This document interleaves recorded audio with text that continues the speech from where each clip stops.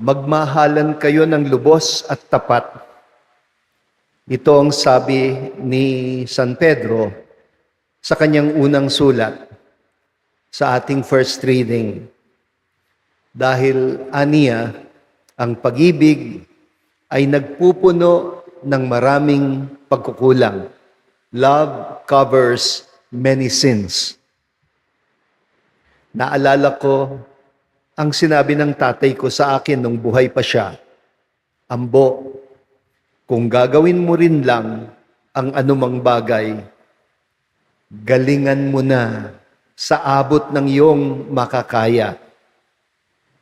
Parang ganito rin ang sinasabi ni San Pedro sa ating first reading.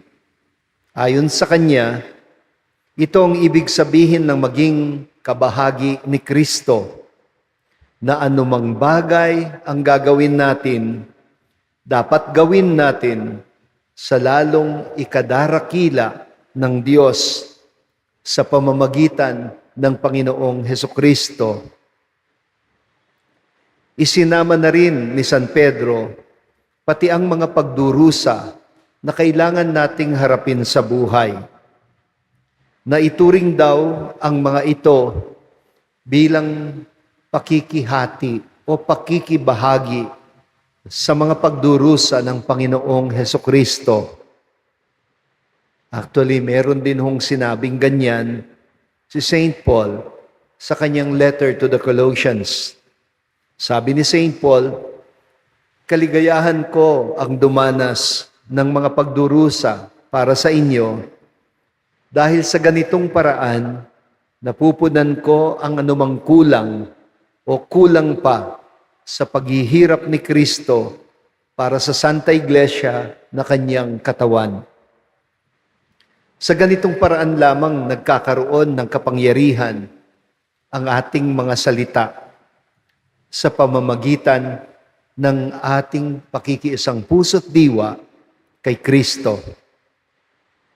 Sa narinig ho nating ebanghelyo, manghang-mangha daw ang mga alagad dahil nalanta at natuyo ang punong igos matapos na isumpa ito ng Panginoon dahil walang ibinubunga.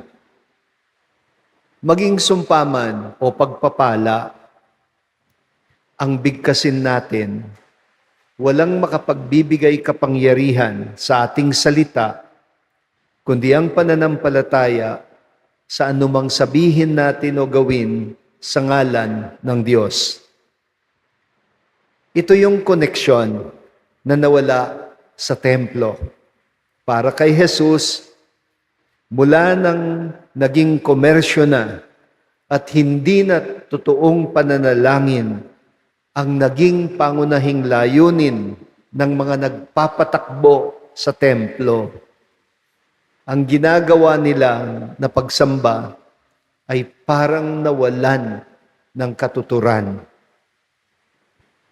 Alam niyo ho, ganyan din ang dating ng mga politikong napakahilig magbanggit sa ngalan ng Diyos at bumigskas ng mga linya mula sa Bible.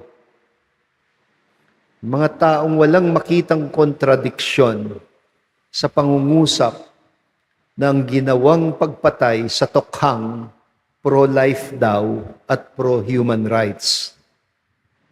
Ganyan-ganyan din ang mga eskriba at saduseo, ang mga otoridad sa templo na nakabangga ni Jesus.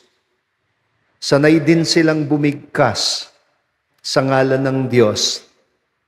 Pero imbes na gawing bahay dalanginan ang templo para sa lahat, ginawa daw itong isang lungga ng magnanakaw.